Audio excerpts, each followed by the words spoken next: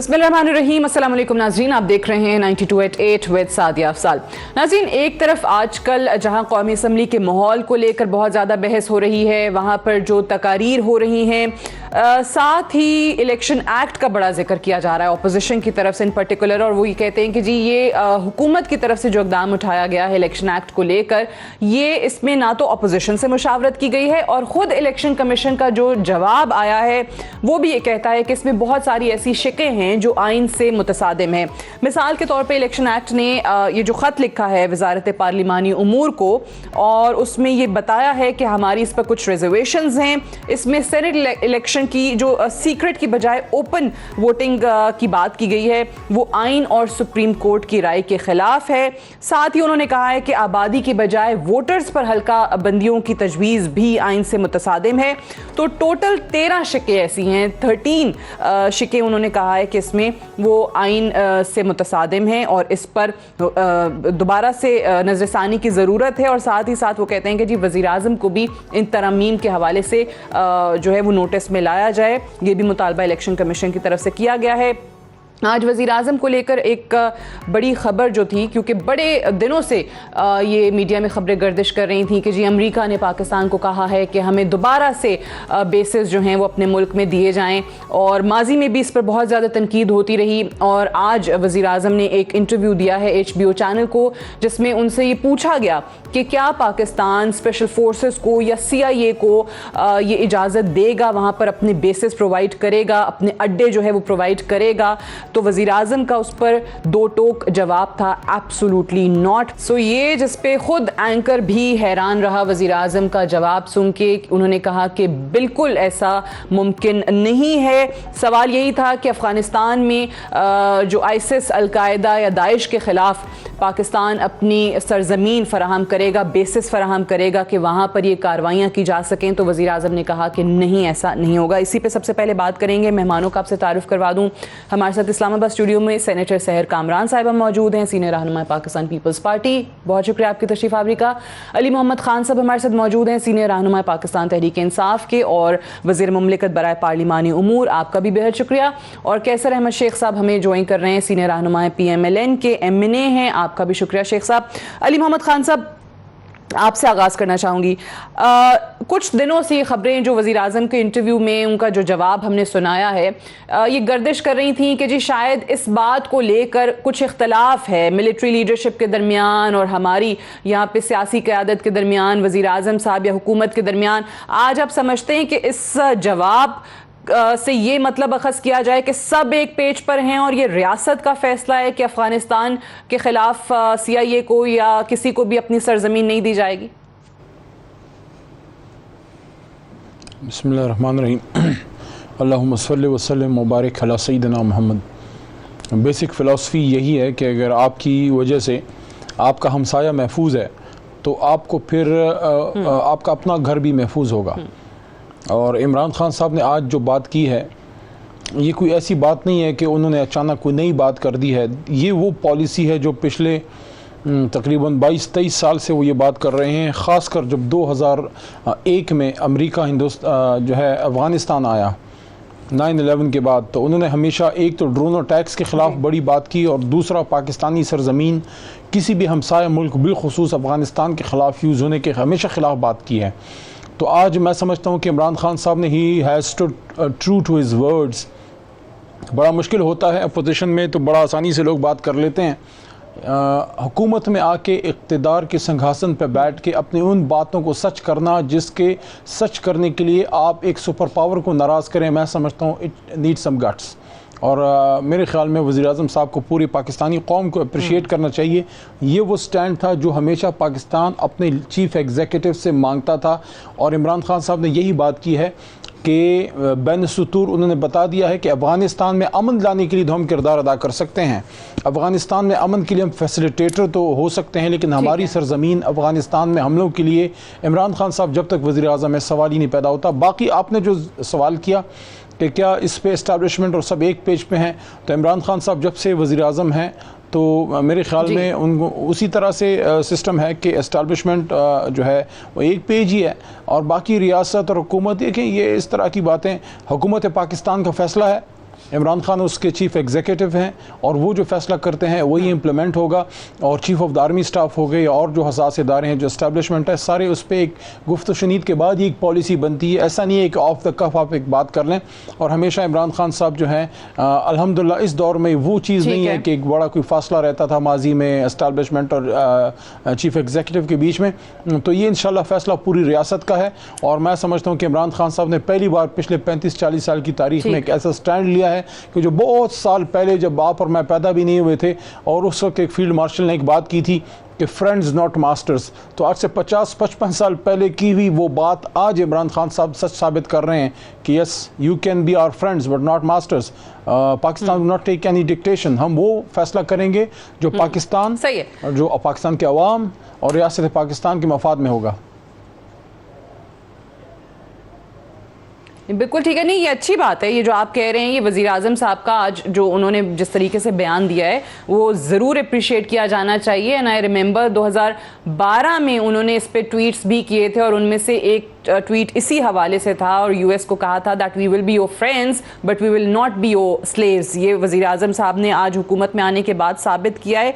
ये मुझे सहर कामरान साहब बताइएगा, जो मैं अली मोहम्मद खान साहब से भी सवाल करी थी कि क्योंकि इस पर आपके भी सबके इल्म में ही है, इस्लामाबाद में ये चीज़ें बहुत जल्दी गर्दिश करना शुरू हो जाती हैं कि इस पर कुछ रूमर्स थी, तो आज साबित हो गया, यानी कि ये रियासत पाकिस्तान का फैसला है, प्रॉपर डेलिब्रेशंस के बाद एक फैसला जो है इस ज़मन में किया गया है और आने वाले दिनों में कोई रियासत की मजबूरियां आड़े नहीं आ जाएंगी जो इस फैसले को तब्दील करा दें।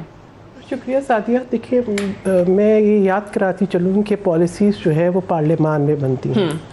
पाकिस्तान जो है वो एक जमहूरी मुल्क है और पार्लियामेंट हमारी मौजूद है।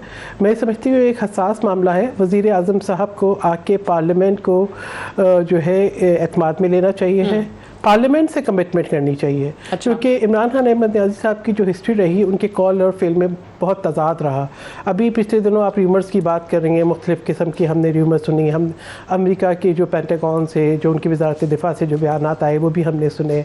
हमने ऐसी भी खबरें सुनी कि बलूचिस्तान में कोई साइट जो है वो इंस्पेक्ट हो रही है। देखिए, ये तमाम बातें अपोजिशन के जहन में और हर पाकिस्तानी के जहन में बहुत सारे इस मामले को लेके इबाम है।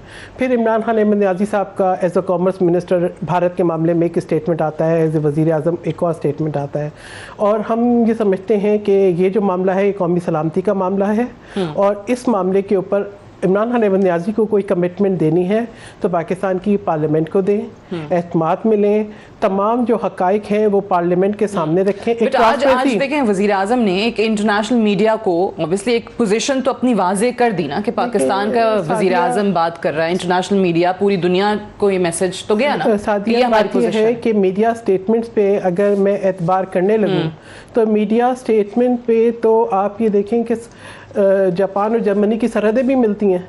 मीडिया स्टेटमेंट्स की बात नहीं है। देखें, ये हसास मामले हैं, ये पाकिस्तान की खारजा पॉलिसी की बात है, ये पाकिस्तान की अमन और सिक्योरिटी की बात है, ये एक हसास मामला है। इस पर उनको चाहिए है कि जो तरीक़ेकार है पार्लियामेंट को एतमाद में लें, तमाम हकाइक को सामने रखें। हम तो ये भी देख रहे हैं कि अभी जो तालिबान की एक धमकी सामने आई थी, क्या उस धमकी के असर में इन्होंने अपना पब्लिक स्टेटमेंट चेंज किया है? क्या वाकई ऐसा होने वाला है? मैं ये भी याद करा दूँ कि शमसी एयरबेस पाकिस्तान पीपल्स पार्टी के दौर में खाली हुए थे।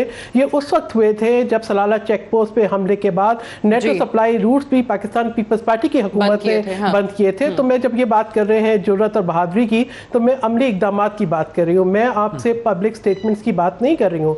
मैं ये कहूँगी ये बहुत ज़रूरी है इमरान खान अहमद न्याज़ी साहब के लिए कि वो एज अ प्राइम मिनिस्टर तशरीफ लाएं पाकिस्तान की पार्लियामेंट में। कि मीडिया स्टेटमेंट से बात नहीं बनेगी, पार्लियामेंट में आकर बहुत जो है सारी वो बयान मीडिया दें। स्टेटमेंट्स, मैं ऐसी बात नहीं करना चाहती कि मैं इसको नॉन सीरियस इश्यूज पे ले जाऊं। सही है, ये बिल्कुल ऑब्वियसली मुल्क की सलामती का मामला है, बड़ा अहम इशू है, पॉलिटिकल डिफरेंसेस असाइड, लेकिन ये बड़ा मुल्क के लिए अहम मामला है जिसका फैसला एक फर्द वाहिद ने नहीं करना। तमाम हकाइक जो पस मंजर है, तमाम चीजें पार्लियामेंट के सामने रखें और पार्लियामेंट को एतमाद में लें और ये कमिटमेंट उनको पार्लियामेंट में करनी है। ठीक है। अच्छा, मैं कैसर अहमद शेख साहब इस पे आपका मौक़िफ़ भी जानना चाहूंगी कि एक तो इन्होंने कहा कि जी पार्लियामान में आकर उनकी तरफ से ये कमिटमेंट होना चाहिए जो उन्होंने बात की है, मीडिया में या किसी इंटरव्यू की सूरत में नहीं होना चाहिए।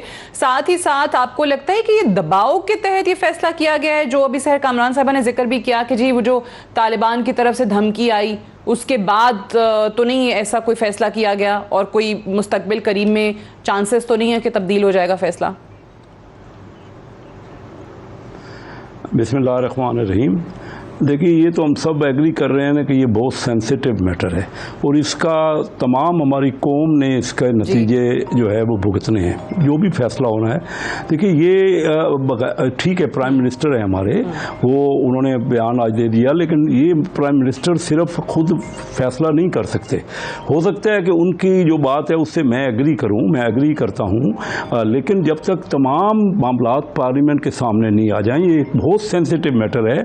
एक तरफ एक दुनिया की सबसे पावरफुल हुकूमत अमेरिका की इन्वॉल्वमेंट है और दूसरी तरफ देखिए ना, बात ये है कि हम जो जितने अरसे से पिछले 30-40 साल से अफगानिस्तान में जो पॉलिसीज करते रहे हैं वो कामयाब नहीं हुई। आपको इब्हाम कहाँ है, वो शकूक व शुबहात कहाँ है? एक मुल्क का वजीर आजम है, वो इंटरनेशनल मीडिया को इंटरव्यू दे रहा है, उससे सवाल होता है कि जी आप CIA को या दीगर फोर्सेस को अपने बेसिस फराहम करेंगे? मुल्क का वजीर आजम कहता है हरगिज नहीं। तो इब्हाम कहाँ है, किस चीज़ पे आपको शक हो रहा है? ये इबाम ये है कि हमारे सदर साहब एक ज़माने में उनको एक टेलीफोन आया और उनके बकौल उन्होंने कहा कि हम आपको पत्थर के ज़माने में पहुंचा देंगे, तो हमने फ़ौरन एक टेलीफोन कॉल पे वो बात मान ली। तो वो क्या मामलात हैं? क्या अभी भी यही सूरत हाल है? क्या अमेरिका इस किस्म की धमकी अब नहीं देगा हमें, या क्या? और हमें क्या, उस वक्त तो हमारा यही फैसला था, हमने कर दिया। आज भी एक शख्स कोई भी ये इतना बड़ा फैसला है, कोई मामूली चीज़ नहीं है कि अगर वाकई अमेरिका ने मांगे हैं अपने अड्डे, और वो उनका कहना क्या है। देखिए, मैं एग्री करता हूँ इमरान खान, पर्सनली मेरी ओपिनियन जो है वो इमरान खान साहब से मिलती जुलती है, लेकिन वजीर आजम साहब सिर्फ खुद ये फैसला इतना बड़ा अगर कर लेंगे तो इस असम्बली का फिर मकसद क्या है? आप बताइए ना, असम्बली क्या करेगी? फैसला तो उन्होंने कर लिया कि अड्डे देने हैं या नहीं देने, और इसका जो इम्पैक्ट होगा, फर्ज करिए वो जो धमकी वो खत्म हो गई, जो पत्थर के जमाने में उन्होंने पहुंचाना था, क्या अब वो उससे उन्होंने खत्म कर दिया वो धमकी? आप क्या किस तरह इतना बड़ा फैसला कर रहे हैं? मैं नहीं कह रहा, वजीर आजम साहब जो भी फैसला करना है, कि असम्बली का मकसद क्या? हम जो 500 अरकान वहाँ पे नेशनल असम्बली पे और सेनेट में बैठे हैं, जो कलेक्टिव विजडम होता है ना, वो असल इम्पॉर्टेंट होता है। कौमें जो हैं वो एक किसी भी शख्स जितना भी, दो चीजें हो गई। आपने कहा कि कल को अगर धमकी आएगी, जैसे पहले कहा गया, एक फोन कॉल आई कि जी आपको स्टोन एज में पहुंचा देंगे, तो क्या गारंटी है कि हम अपना फैसला नहीं बदलेंगे? और दूसरा, आपने कहा कि भाई अगर खुद ही फैसला करना है तो पार्लियामान का क्या मकसद है? मुझे ब्रेक के लिए जाना है, आपने भी बात करनी है सहर साहिबा ने, और अली मोहम्मद खान साहब से भी मैंने जवाब लेना है जो अभी बातें हुई हैं। डिस्कशन को जारी रखेंगे after this short break. Stay tuned.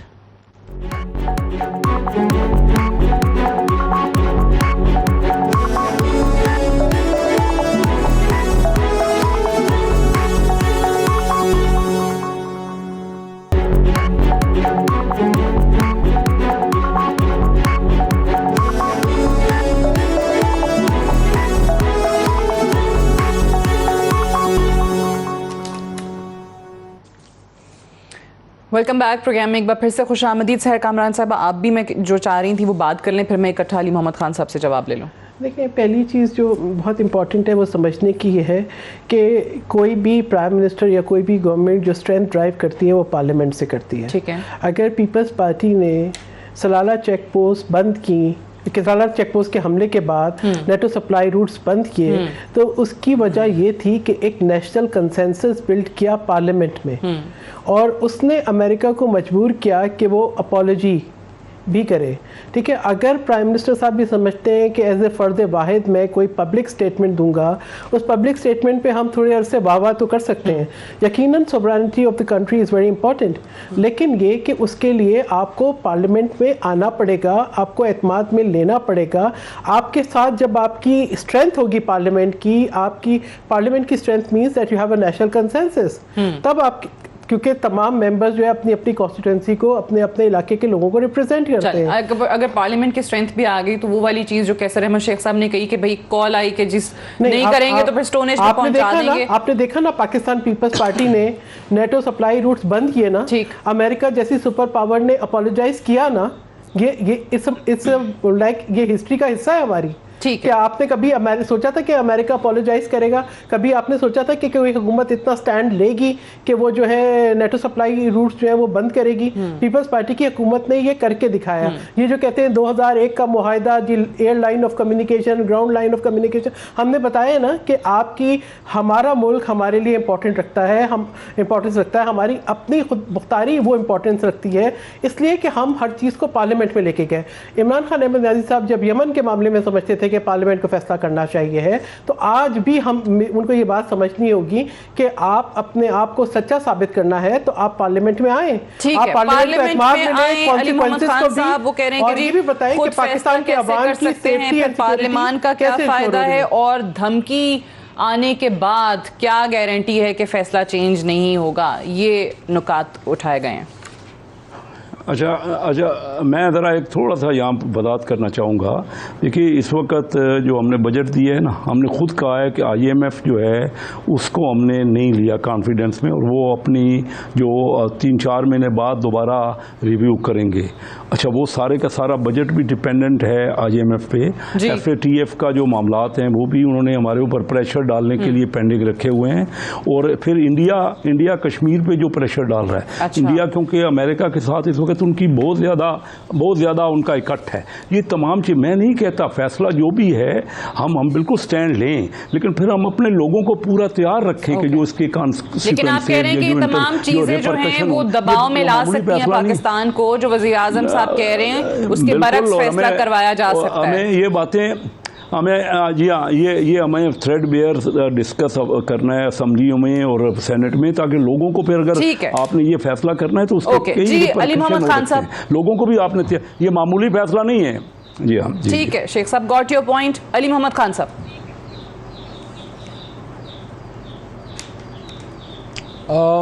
मेरे ख्याल में इसमें कोई ऐसी कन्फ्यूजन या आपस में कन्फ्रंटेशन तो नज़र नहीं आ रही।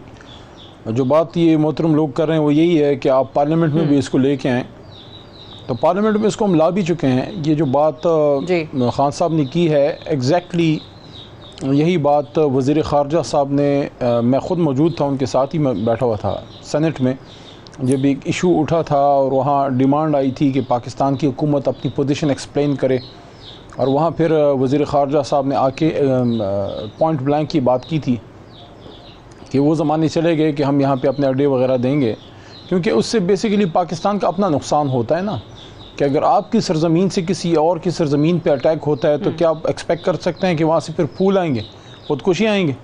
तो हम तो और नहीं बर्दाश्त कर सकते। ख़ासकर हमने पख्तूनख्वा ने और फिर हम पख्तूनों ने जो प्राइस पे की है, हम तो कम अज़ कम इसके लिए मज़ीद तैयार नहीं है। इस पर सबको फिर ये इस पर सोच लेना चाहिए कि फिर what will be the ultimate price, are we ready to go back to that decade? क्या वो पिछले उन 10 सालों में फिर चले जाएं जब रोज़ जनाजे उठाते थे? तो वो तो हम किसी अमेरिका वगैरह के लिए तैयार नहीं है। हाँ, अमन के लिए अपनी जो है वो पोजीशन हमारी क्लियर है कि हम अपनी फैसिलिटेट हमने किया भी है। अमेरिका बहादुर और अफगान तालिबान के बीच में हमने अमन, बट ये जो बात करें कि जी फाटिफ को लेकर, IMF को लेकर, इन तमाम चीज़ों को अगर लिंक कर दिया जाता है इस एक चीज़ के साथ कि बेसिस फराहम करेंगे तो फिर आपको वहाँ से कुछ रिलीफ मिलेगा, then what options do we have?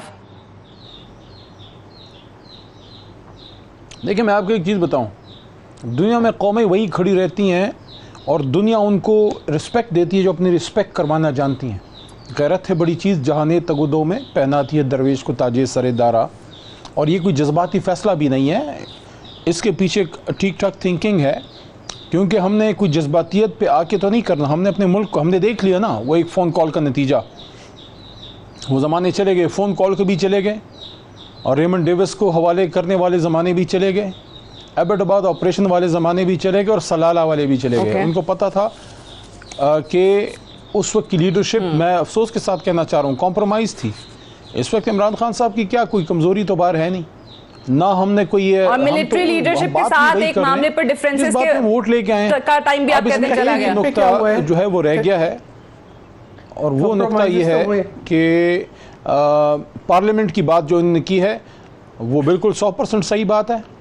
जब कतर वाला मामला हुआ मियाँ साहब के दौर में और पार्लियामेंट बीच में आई तो फिर वो नहीं हो सका, फिर पाकिस्तान की जो प्रिंसिपल स्टैंड थी वही अपनी जगह पे रही, और पार्लियामेंट वो जगह है जहाँ पे ये चीज़ें हमने डिस्कस भी की और इसको लेके आ भी सकते हैं। एक चीज़ की वजाहत मैं ज़रूर चाहूँगा और वो ये है, बल्कि मैं अपनी पोजीशन सामने रख देता हूँ, बहुत से लोग इसे डिसएग्री कर सकते हैं, वो ये है कि पार्लियामेंट एक पॉलिसी मेकिंग के लिए एक मशवरा देने की बेहतरीन जगह तो है, लेकिन डिसीजन मेकिंग आपको एग्जीक्यूटिव गवर्नमेंट करती है पार्लियामेंट की जो तजावीज़ हैं उसकी रोशनी में। उसकी वजह ये है कि हर चीज़ के लिए फौरी तौर पे पार्लियामेंट नहीं आ सकते। जैसा अब ये एक वज़ीर आज़म किसी भी मुल्क के चीफ एग्जीक्यूटिव को रोज़ बहुत सी मीडिया से इंटरेक्शन करना होता है, आप रोज़ बहुत सी एक्टिविटीज़ में होते हैं, anywhere somebody can ask you question, तो वहाँ पे फिर आपने बात वो करनी है जो कौम की मर्जी मंशा के मुताबिक है। मैं समझता हूँ ये जो बात इमरान खान साहब ने की है, कोई एक भी गैरतमंद पाकिस्तानी नहीं होगा जो इस बात से डिसएग्री करेगा। हाँ, इसको मजीद सप्लीमेंट करने के लिए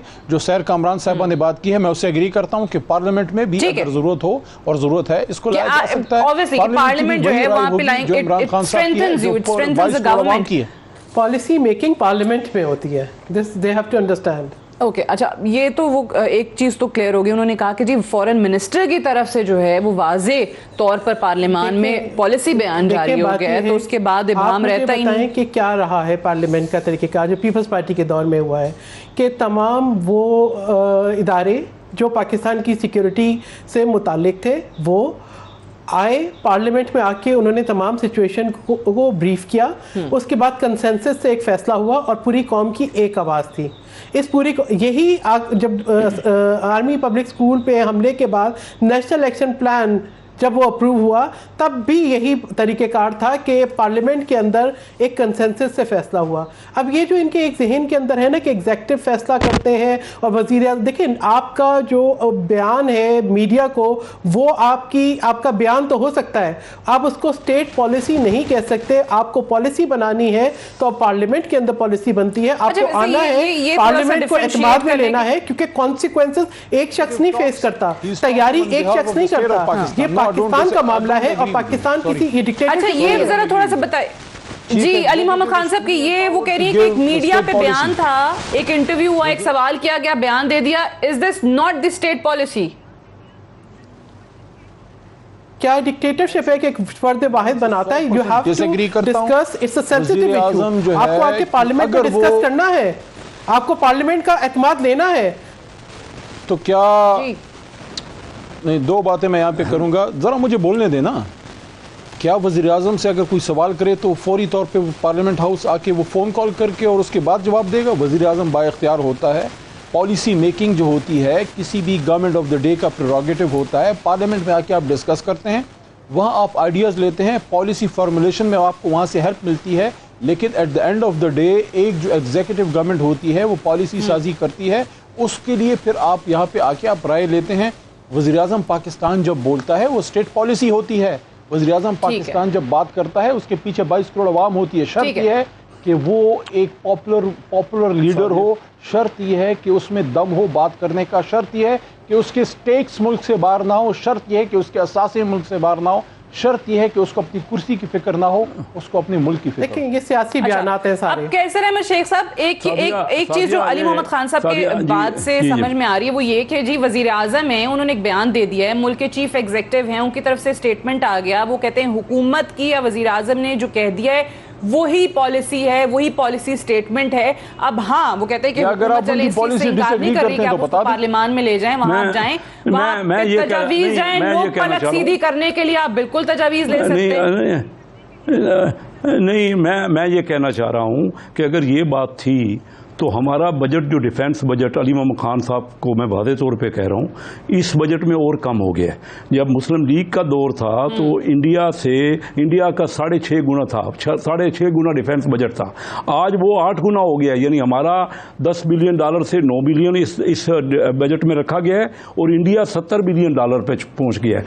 वो हमारे दौर में 3 साल पहले इंडिया का डिफेंस बजट 6.5 गुना था, आज वो 8 गुना हो गया। अगर वो इंडिया हमारे ऊपर कश्मीर के ऊपर पहले ही प्रेशर डाल रहा है। देखिए, अगर हमारे ऊपर इन हालात में, मैं ये नहीं कह रहा जो पॉलिसी हुई है उसको थ्रेडबेयर इसलिए डिस्कस होना चाहिए कि इसके रिपरकशंस हैं, इसके नताइज हैं। क्या हमने गौर किया है कि अगर इन हालात बन जाएंगे तो फिर हम जो आज बजट फॉर्मुलेट कर रहे हैं, क्या हमने उसको मद्देनजर रखा है? क्या हमने मद्देनजर रखा है कि IMF क्या फैसला करेगी? उन्होंने तो अभी तक हमें कहा है कि नहीं, हम आपके साथ हैं नहीं।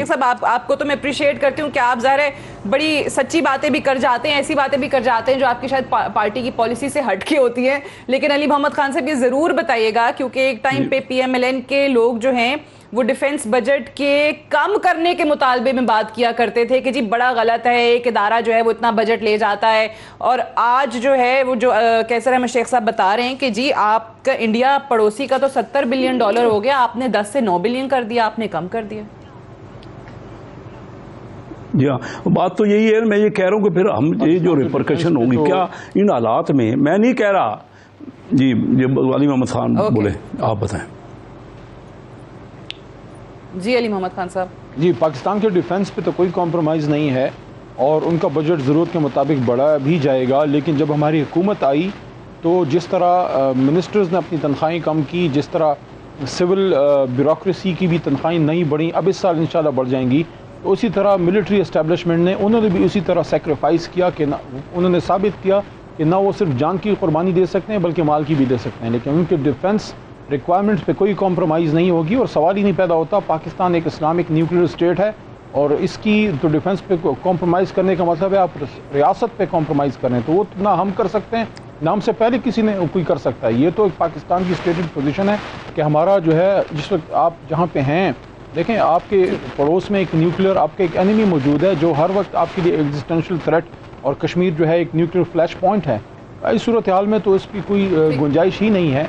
बाकी हाँ, ये जो 2-3 दफ़ा ये बात कैसर साहब ने रेज़ की है कि इसकी कोई रिपरकशंस होंगी, तो कौम को भी उसका अंदाज़ा है, हमें भी उसका अंदाज़ा है। और ऐसा देखें, कोई ऐसा आसान भी नहीं है। पाकिस्तान एक 22 करोड़ का मुल्क है, अल्हम्दुलिल्लाह एक पीसफुल, एक बहुत बड़ी एक ताकत है। अल्हम्दुलिल्लाह हमारी एक पोजीशन है यहाँ पे, ऐसे कोई तरना वाला नहीं है। वो एक माजी में लोग होते थे जिनके अवाम में जड़ें नहीं होती थी, एक फ़ोन कॉल पे लेट जाते थे, एक फोन कॉल पे जो लेट जाते थे, कम से कम उनमें से बर्दाश्त करने के लिए तैयार हैं। वो कह रहे हैं इतना दम है हमारी हुकूमत के साथ रहेंगे इंशाल्लाह। फर्द वाहिद फैसला नहीं करता। दे शुड अंडरस्टैंड दिस कि फैसला जो है वो पॉलिसी साजी पार्लियामेंट में होती है, ये पार्लियामेंट का काम है। इस पे तो कोई कॉम्प्रोमाइज नहीं है ना, इस पे तो कोई डिसएग्रीमेंट नहीं है। आई एम टेलिंग यू कि पार्लियामेंट हाउस में डिस्कस हुआ क्या है और बाद में दोबारा भी डिस्कस हो सकता है। In length nobody is disagreeing. आपकी जमात को या PMLN को इस पे तो एतराज नहीं होगा ना, आप भी नहीं कहेंगे, वो भी नहीं कहेंगे कि हाँ जी आए बेसिस दे दें, तो तजावीज़ पार्लियामान में हम आ जाएंगे। सादिया, अगर आप इसको एक मीडिया स्टेटमेंट करना चाहते हैं, आप जब तजावीज़ लेते हैं देते हैं, वो हमने देख लिया किस तरह तजावीज़ देते हैं। नहीं होती, you have to discuss each and every point. आपको जो है पॉलिसीज जो है वो मीडिया स्टेटमेंट्स नहीं होती। कह रहे हैं आप ये तो नहीं चाहते ना कि अड्डे दे दें। आपके मुल्क के वज़ीर-ए-आज़म ने आपको एक डायरेक्शन दे दी है, इस पे आप तजावीज़ दे दें। एयरबेस खाली करवाए, बजट सेशन में भी तजावीज़ दे सकते हैं, उसके बाद भी दे सकते हैं। जिसने ना सिर्फ एयरबेस खाली करवाए बल्कि पाकिस्तान का वकार, पाकिस्तान की पार्लियामेंट का वकार। देखिए ना, कह रहे हैं कि जी अब वज़ीर-ए-आज़म साहब ने एक स्टेटमेंट दे दी है, पार्लियामान या ऑपोजिशन जो है वो तजावीज़ दे दें। जो जी शेख साहब फरमाइए, पार्लियामेंट में मैं भी ये समझता हूँ, देखिए ना, मैं भी ये समझता हूँ वो पार्लियामेंट में आए, पार्लियामेंट को एतमाद मिले, फैसला साजी पार्लियामेंट में होगी। जी शेख साहब, मैं भी यही समझता हूँ कि हमें अड्डे बिल्कुल अमेरिका को जो है सॉफ्टली उनको एक्सप्लेन करना चाहिए कि हम अड्डे नहीं दे सकते।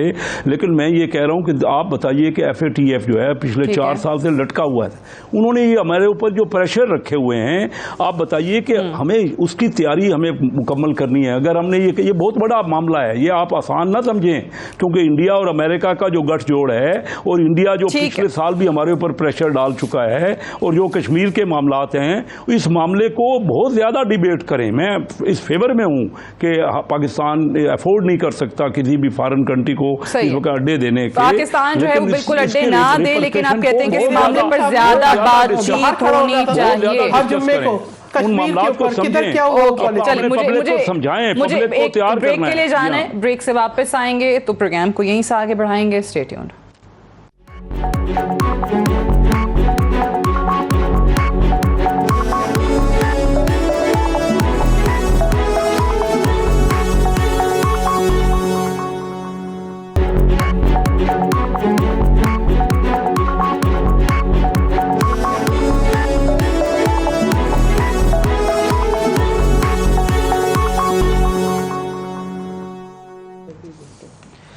Welcome back. प्रोग्राम में एक बार फिर से खुशामदीद। एक अहम मामला है इलेक्शन एक्ट के हवाले से, जिस पर एक तरफ तो अपोजिशन हुकूमत से मुतालबा करती है कि आप इसको फिलफौर वापस लें क्योंकि इसमें अपोजिशन से मुशावरत नहीं की गई, और साथ ही साथ इसमें इलेक्शन कमीशन ने हुकूमत को ख़त लिख दिया है, जवाबी ख़त लिखा है और कहा है कि इसमें 13 शिकें ऐसी हैं जो कि आइन से मुतसादिम हैं और वज़ीर आज़म साहब को चाहिए कि वो इसका नोटिस लें, और इस पर वजारत पार्लिमानी उमूर को ख़त लिखा गया है इलेक्शन कमीशन की तरफ से। इलेक्शन कमीशन को, आपको याद होगा, चीफ इलेक्शन कमिश्नर को ख़ुद अपोजिशन लीडर शहबाज शरीफ साहब ने भी इस मामले पर ख़त लिखा था और कहा था कि हमें मुशावरत में शामिल किया जाए, बताया जाए कि आखिर इस पर क्या हो रहा है। और आज शहबाज शरीफ साहब ने कहा है कि वो इसी इलेक्शन एक्ट पर एक APC जो है वो कॉल करेंगे।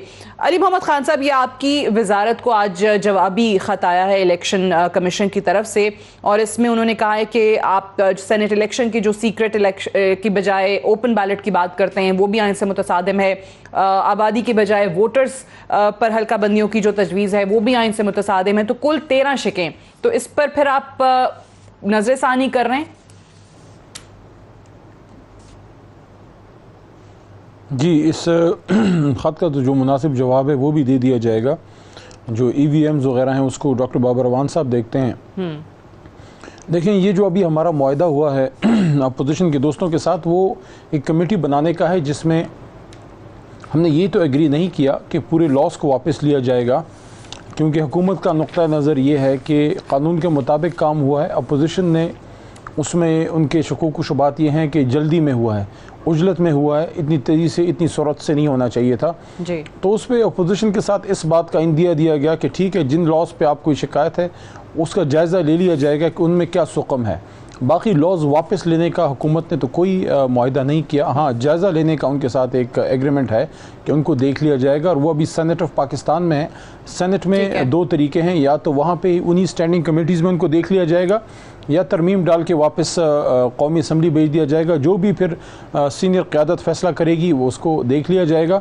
लेकिन जो शहबाज शरीफ साहब ने बात की है कि उस पर कोई APC करना चाहते हैं, तो ज़ाहिर है वो अपोजिशन लीडर हैं, वो अपना वो कर सकते हैं, लेकिन जो उसके लिए लीगल फोरम्स हैं वो तो वही हैं जो पार्लियामेंट हाउस के अंदर हैं, और कोई भी काम जो है वो आईन और कानून के मुनाफी तो नहीं किया जाएगा, आईन और कानून के मुताबिक ही किया जाएगा।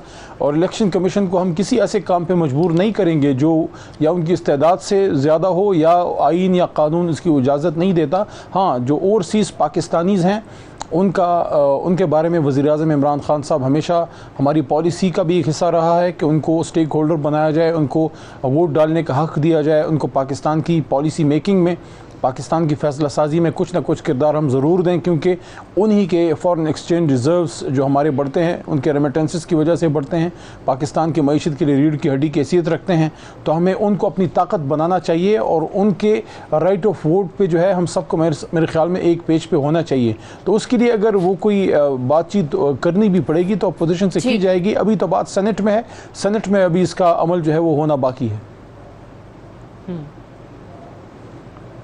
बिल्कुल सही है। अच्छा, अभी थोड़ी देर पहले शहबाज शरीफ साहब ने बिलावल साहब को भी फ़ोन किया है, और इसी ऑल पार्टीज़ कॉन्फ्रेंस के हवाले से गालिबन उनको भी इनवाइट किया है, तो पीपल्स पार्टी जाएगी। और ये जो इलेक्शन कमीशन ने चीज़ें कही हैं, आपको नहीं लगता कि इसमें कुछ चीज़ें जो अली मोहम्मद खान साहब कह रहे हैं वो तो जायज़ भी हैं? ओवरसीज़ पाकिस्तानीज़ पे जिस पे अपोजिशन का एतराज़ आ रहा है, स्पेशली PMLN का आ रहा है, अब पीपल्स पार्टी का उस पर क्या मौक़िफ़ है वो मुझे नहीं पता। देखिए साथिया, सबसे पहली बात फिर वही आ गई कि इनके जहन में जो है अभी तक आइन, पार्लिमानी निज़ाम, उसका तसव्वुर या तो मुबहिम है या ये उसको मुबहिम रखना चाहते हैं, ठीक है ना।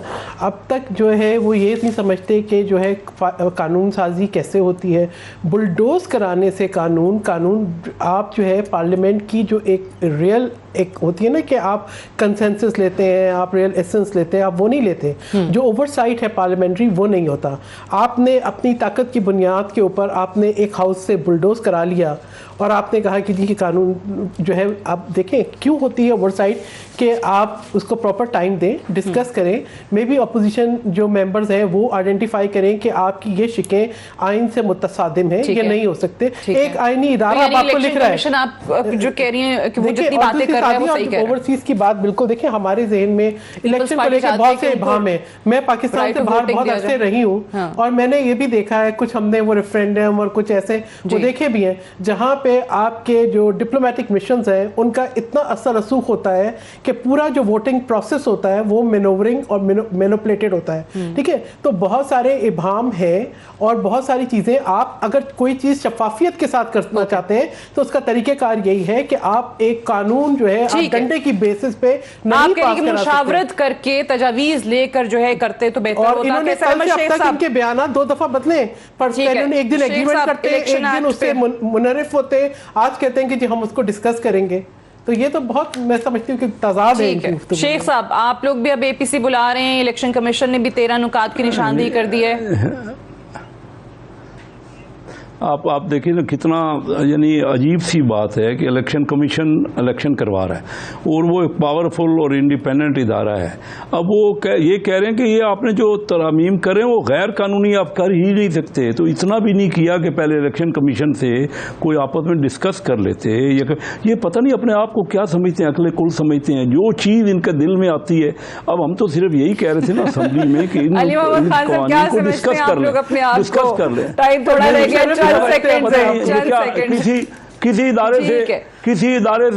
इदारे से जो स्पेशलाइज इदारा है, जो इसका काम है इलेक्शन कराना, उससे भी कंसल्ट नहीं किया। अच्छा, जो असेंबली है उसमें हम कह के थक गए कि ये बातें हम आप डिस्कस करें, डिबेट करें, पॉइंट हमारे अपोजिशन के पॉइंट ले लें। वो 15 मिनट में इन्होंने वो 21 कवानीन जो है बस फौरी तौर पे कि हाँ या ना करके बस। चलें जी, unfortunately I have run out of time, I have to wind up है। बहुत शुक्रिया कैसर अहमद शेख साहब, अली मोहम्मद खान साहब, सेनेटर सहर कामरान साहिबा प्रोग्राम में तशरीफ आवरी का।